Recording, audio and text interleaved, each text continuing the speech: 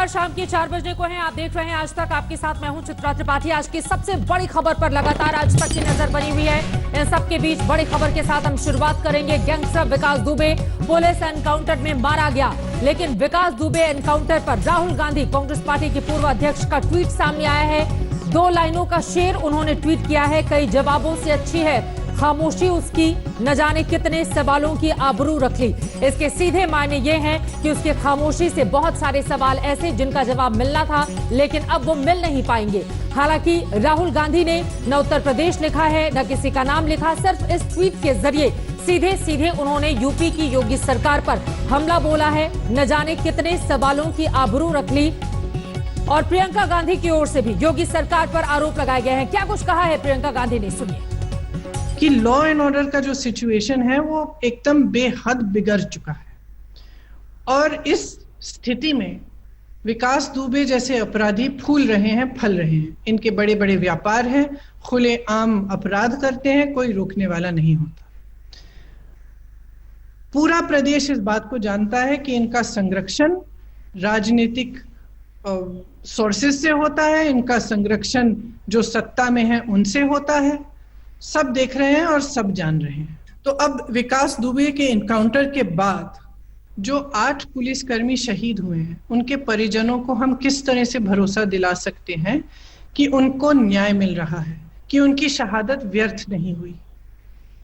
Congress party की यह मांग है कि सुप्रीम कोर्ट के सिटिंग जज, एक मौजूदा जज द्वारा एक न्यायिक जांच हो, जो पूरे कानपुर कांड का पूरी तरह से उसमें जांच करके जो असलियत है वो जनता के सामने रखे। तो कानपुर कांड की न्यायिक जांच की मांग करती हुई प्रियंका गांधी यहां पर नजर आ रही हैं। सीधे सीधे उन्होंने सवाल उठाए हैं कि जो गठजोड़ था, आखिर उसकी सच्चाई देश के सामने कब आएगी। इसी पर बातचीत के लिए अलग अलग हिस्सों से हमारे तमाम संवाददाता जुड़ चुके हैं। उनके पास हम चलेंगे। अरविंद ओझा, जिन्होंने सबसे पहले यह खबर आप तक पहुंचाई थी, कानपुर से मौजूद हैं। हिमांशु मिश्रा भी हमारे संवाददाता कानपुर से, जो पल पल की जानकारी आप तक पहुंचा रहे थे, वो भी जुड़ चुके हैं। कुमार अभिषेक भी लखनऊ से हमारे साथ मौजूद हैं। अब आगे इस पूरे मामले पर क्या होगा, पुलिस अपने कदम आगे कैसे बढ़ाएगी, क्योंकि हर एक जो भी एनकाउंटर होता है उसकी बाकायदा मजिस्ट्रेट से जांच भी होती है। ये तमाम वो सवाल हैं जिनका जवाब हम लेंगे, लेकिन उसके पहले एक रिपोर्ट आपको दिखाते हैं। मारा गया है यूपी का सबसे बड़ा गैंगस्टर विकास दुबे, जिसकी खबर आज सुबह से ही आज तक पर आप देख रहे हैं। आज सुबह यूपी पुलिस के एसटीएफ ने 5 लाख के इनामी गैंगस्टर विकास दुबे को बेहद नाटकीय तरीके से एनकाउंटर में मार गिराया। विकास दुबे को उज्जैन से कानपुर लाया जा रहा था, लेकिन पुलिस के मुताबिक रास्ते में हादसे में गाड़ी पलट गई और विकास दुबे ने पुलिस से हथियार छीनकर भागने की कोशिश की और इसी के बाद विकास का हो गया एनकाउंटर। ये रिपोर्ट देखिए। आज तक पर ये एक्सक्लूसिव तस्वीर हम आपको दिखा रहे हो। गाड़ियों का लगातार काफिला वो विकास दुबे की सुरक्षा में तैनात है। हमारी टीम लगातार इस काफिले के पीछे है। विकास दुबे जिस गाड़ी में आ रहा था उसका एक्सीडेंट हो गया है, गाड़ी पलट गई है। यहाँ पर एसटीएफ और कानपुर की लोकल पुलिस लेकर के उन्हें यहाँ पहुंची, विकास दुबे को लेकर के यहाँ पहुंची है, पूरी तरीके से खून से लथपथ हालत में।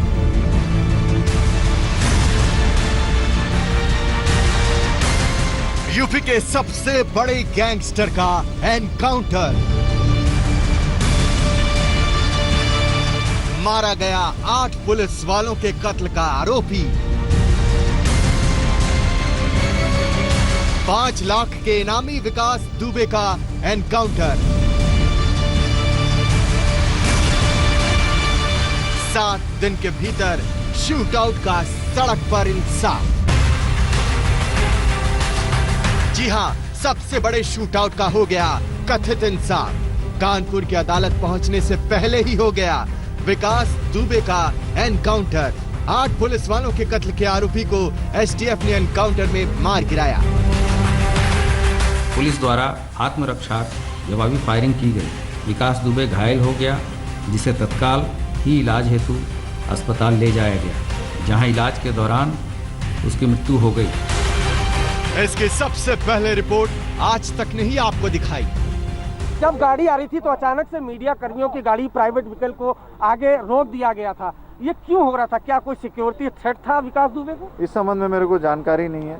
आपको किसी ने रोका है तो मेरे जानकारी नहीं है, तो पूरा टोल में सब गाड़ियां चल रही हैं। कितने जवान घायल है? एसटीएफ का कोई घायल है? फिलहाल की जानकारी के अनुसार 4 जवान घायल है हमारा, उसमें हमारे सिविल पुलिस की भी है, एसटीएफ की भी है। अच्छा, आप देख पा रहे हैं एसएसपी कानपुर दिनेश जो खुद मौके पर पहुंचे हैं यहाँ पर, और इन्होंने बताया जो विकास दुबे था वन एट ए टाइम भागने की कोशिश कर रहा था जब ये गाड़ी पलटी थी, और उस दौरान एसएसपी कानपुर इन्होंने बताया कि विकास दुबे मारा गया है। कानपुर के बिकरू गांव में 2 जुलाई को हुए शूटआउट के पुलिसिया इंसाफ की कड़ी में ये एक और एनकाउंटर था, लेकिन इस बार निशाने पर आया शूटआउट का मुख्य आरोपी, मोस्ट वांटेड विकास दुबे, वो गैंगस्टर जिसके सिर पर रखा गया था 5 लाख का इनाम।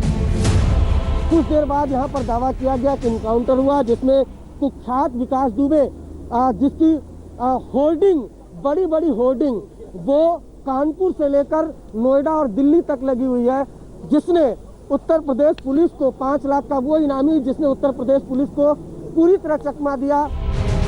8 खाकी वालों की हत्या का आरोपी बेहद नाटकीय हालत में पुलिस की गोलियों का शिकार हो गया। कानपुर में एंट्री से ठीक पहले वो गाड़ी पलट गई जिस पर विकास दुबे सवार था। गाड़ी पलटते ही विकास दुबे ने पुलिस से हथियार छीनकर भागने की कोशिश की और इसी दौरान एनकाउंटर हुआ। अपराधी विकास दुबे मारा गया है। इसके पूरे घटनाक्रम से आपको बाद में प्रेस कॉन्फ्रेंस के माध्यम से अवगत कराया जाएगा। मुठभेड़ कहाँ हुई सर? इनकाउंटर कहाँ हुआ? ये पूरी डिटेल्स आपको बताई जाएंगी। बताएंगे इनकाउंटर कहाँ हुआ? क्या अभी हम कानपुर पुलिस तो नहीं है सर? कितने लोग घायल हैं? कितने बजे इनकाउंटर हुआ? कितने बजे इनकाउंटर हुआ? पुलिस के 4 लोग एक्सीडेंट में घायल हुए हैं जिनका सीएससी कल्याणपुर में इलाज चल रहा है। कितने बजे इनकाउंटर हुआ सर? कितने बजे इनकाउंटर हुआ? पूरी डिटेल्स बताई जाएंगी आप लोग। एनकाउंटर में विकास दुबे बुरी तरह जख्मी हो गया था। उसे फौरन कानपुर के हैलेट अस्पताल में लाया गया, लेकिन वहां डॉक्टरों ने उसे मृत घोषित कर दिया। पुलिस के मुताबिक एनकाउंटर में कुछ पुलिस वाले भी जख्मी हुए हैं। कानपुर के हैलेट अस्पताल की तस्वीर को देखिए। स्ट्रेचर पर विकास दुबे की डेड बॉडी रखी हुई है। मीडिया कर्मी भी बड़ी तादाद में मौजूद है। यूपी के सबसे बड़े एनकाउंटर का कानपुर के हैलेट अस्पताल में खुलासा हो रहा है। आप तक सबसे पहले खबर पहुंचाने के लिए आज तक की टीम यहां भी मौजूद थी। एसपी यहां पर एक पहुंचे थे वेस्ट के, कानपुर वेस्ट के, और उन्होंने सिर्फ इतना कंफर्म किया कि विकास दुबे, डॉक्टरों ने उनको बताया कि विकास दुबे की डेथ हो गई है। हम जब ये जानने की कोशिश की कि पूरी घटनाक्रम क्या है, एक्सीडेंट कैसे हुआ, दोनों राउंड कुल कितनी राउंड गोलियां चली, कितनी गोली विकास दुबे को लगी, तो किसी सवाल का जवाब उन्होंने नहीं दिया। अब जरा इससे पहले के घटनाक्रम की ओर आपको लेकर चलते हैं कि हाईवे पर क्या हुआ था। आज तक की टीम उस वक्त मौके पर मौजूद थी और सबसे पहले इसकी रिपोर्ट आज तक ने ही आप तक पहुंचाई।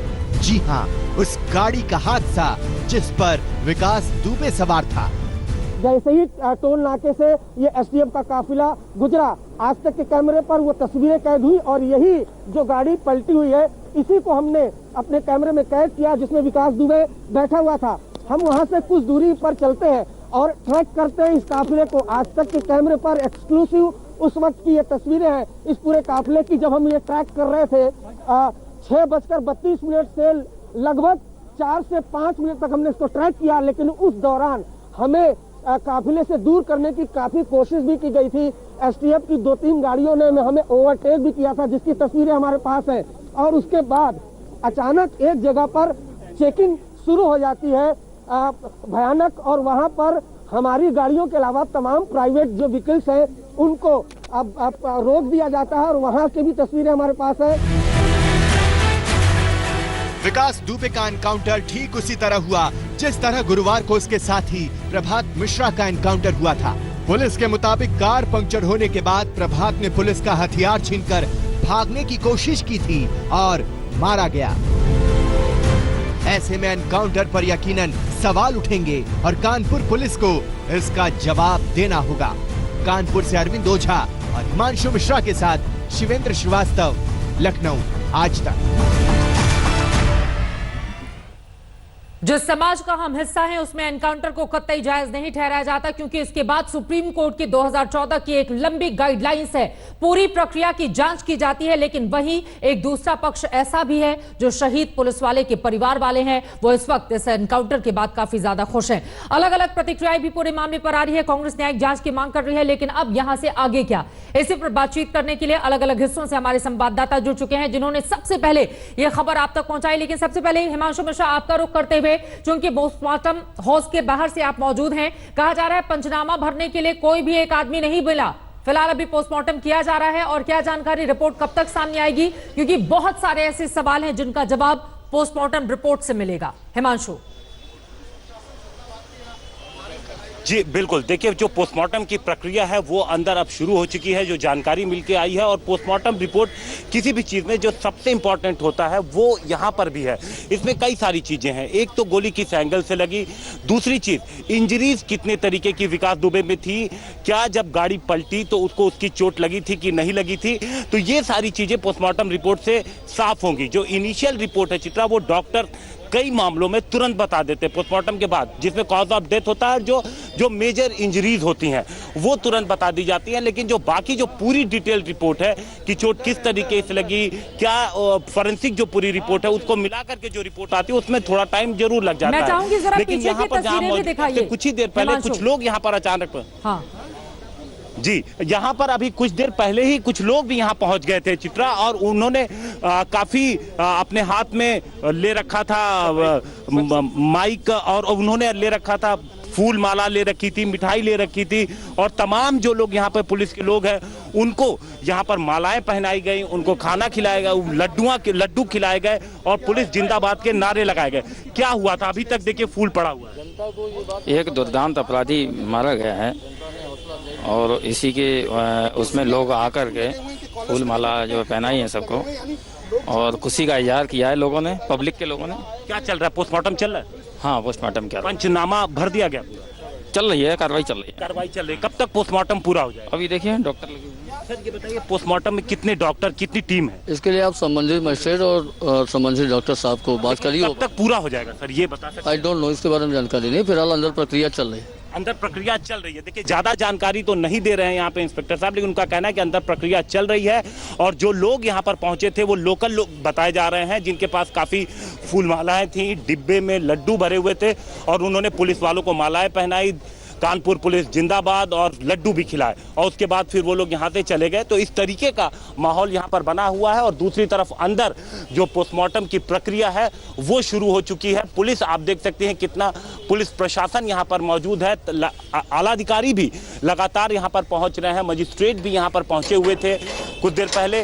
तो यहाँ पर जो आला अधिकारी हैं उनकी लगातार नजर है, जो अधिकारी यहाँ पर हैं उनसे लगातार आला अधिकारियों की बातचीत भी चल रही है। चित्रा, महत्वपूर्ण जानकारी हिमांशु आप दे रहे हैं, और इससे भी ज्यादा महत्वपूर्ण ये कि वहां पर कानपुर के लोकल लोग पहुंचे और जो पुलिस वाले मौजूद थे, जैसा कि हमारे संवाददाता ने जानकारी दी, बकायदा फूल माला पहनाकर और लड्डू खिलाकर स्वागत किया जा रहा है। पुलिस वालों की पीठ थपथपाई जा रही है कुछ लोकल लोगों की ओर से। लेकिन इस एनकाउंटर को लेकर पुलिस की थ्योरी पर कई तरह के सवाल भी हैं, उस पर मैं आऊंगी। लेकिन अरविंद ओझा, हिमांशु, लगातार हमारे संवाददाता आपको बता दें, पूरी रात ये लोग जगे रहे, पुलिस वालों को फॉलो करते रहे। आज सुबह सबसे पहले यह खबर आज तक के हमारे दर्शकों तक, यानी कि आप तक, हमारे इन संवाददाताओं ने पहुंचाई है।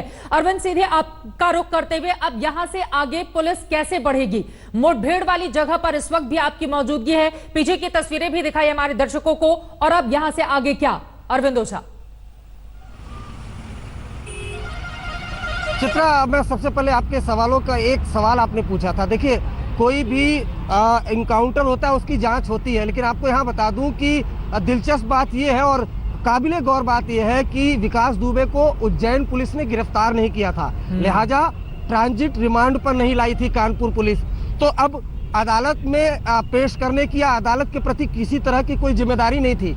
ऐसे में सिर्फ मजिस्ट्रेट इंक्वायरी होगी, जिसका फायदा कहीं ना कहीं कानपुर पुलिस को मिलना है। इस वक्त मैं आपको बताऊं, मैं मौका वारदात पर मौजूद हूं, और ये देखिए, ये हाईवे है, कानपुर हाईवे।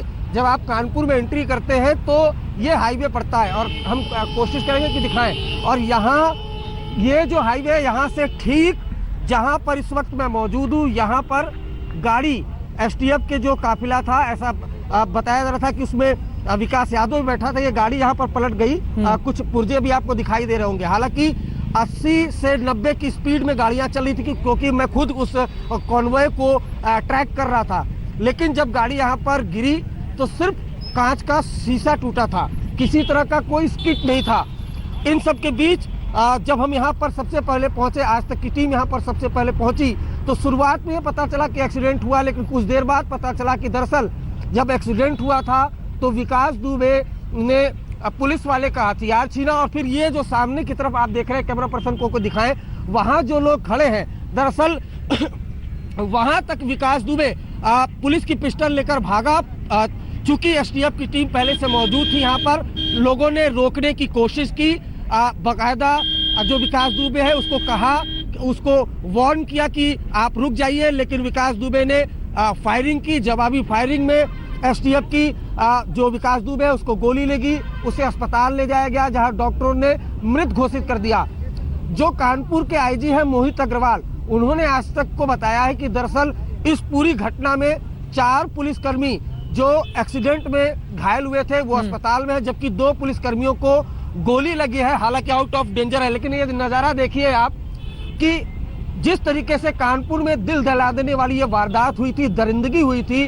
विकास दुबे ने 8 पुलिसकर्मियों को घेर कर बड़ी बेरहमी से मार दिया था। उसके बाद जब ये इनकाउंटर हुआ है तो कानपुर में आसपास के जितने लोग भी हैं, जब उनको पता चल रहा है तो कुछ इस तरीके से यहाँ पर आ रहे हैं इनकाउंटर साइट्स को देखने के लिए। बिल्कुल ये पुलिस की शहादत का एनकाउंटर के तौर पर बदला जरूर है, लेकिन इस एनकाउंटर पर भी सवाल जरूर उठ रहे हैं। चित्रा, लोग इस पर किस तरह की प्रतिक्रिया दे रहे हैं? जो लोग गांव वाले वहां पर पहुंचे हुए हैं उनसे आप बातचीत जरूर कीजिएगा। अरविंद, मैं लौटूंगी आपके पास, लेकिन उसके पहले सीधे कुमार अभिषेक का हम रुख कर लेते हैं। कुमार अभिषेक, अब लखनऊ से यूपी सरकार किस तरह से पूरे मामले को लेकर आगे बढ़ रही है? देखिए चित्रा, लखनऊ में यूपी सरकार ने कोई रिएक्शन नहीं दिया है। यहाँ डीजीपी हैं, यहाँ मुख्यमंत्री हैं, लेकिन सिर्फ एडीजी लॉ एंड ऑर्डर ने वो बातें कही हैं जो बात हम लोग सुबह से लगातार सुन रहे हैं कि ये एक एनकाउंटर है और एनकाउंटर हुआ है, और उसमें जो उसके एनकाउंटर के तौर तरीके हैं वो तमाम चीजें उन्होंने बताई हैं और कहा है कि इस एनकाउंटर में वो मारे गए हैं। लेकिन इस पर राज्य सरकार की तरफ से कोई ना तो मुख्यमंत्री की तरफ से ना ही डीजीपी ने कुछ इस बारे में अभी तक ऑन रिकॉर्ड कहा है।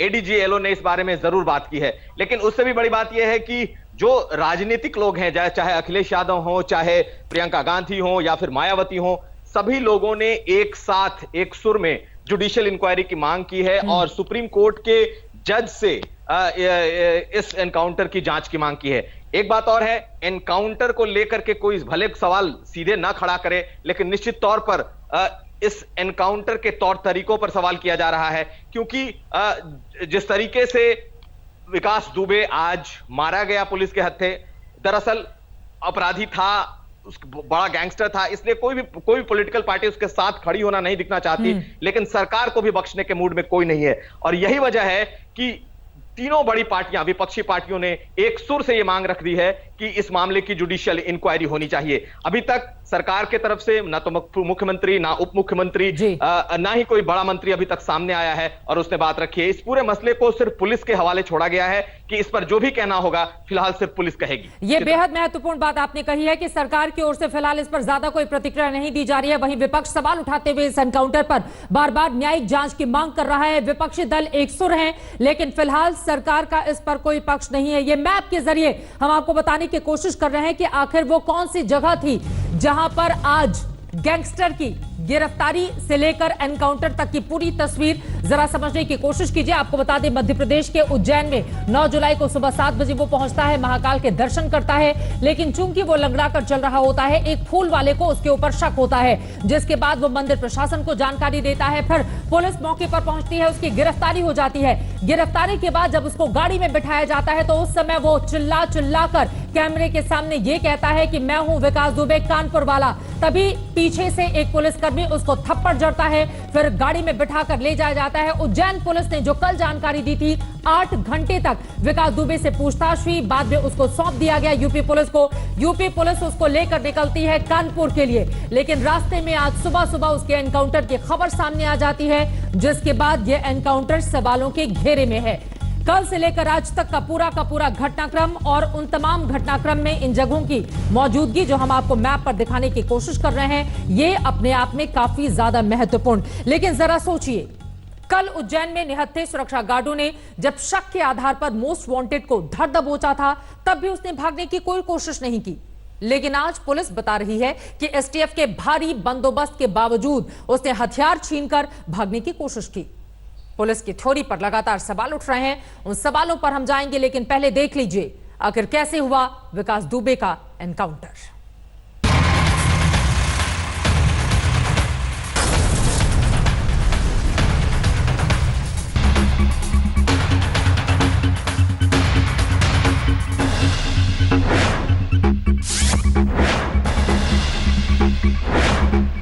सर क्या हो गया था, क्या हो गया था एग्जैक्ट बता सकते हैं सर? मोस्ट वांटेड विकास दुबे का एनकाउंटर। आज तक ने सबसे पहले दिखाई खबर, गाड़ी पलटने से गैंगस्टर के एनकाउंटर तक। आज तक ने सबसे पहले दिखाई पल पल की खबर।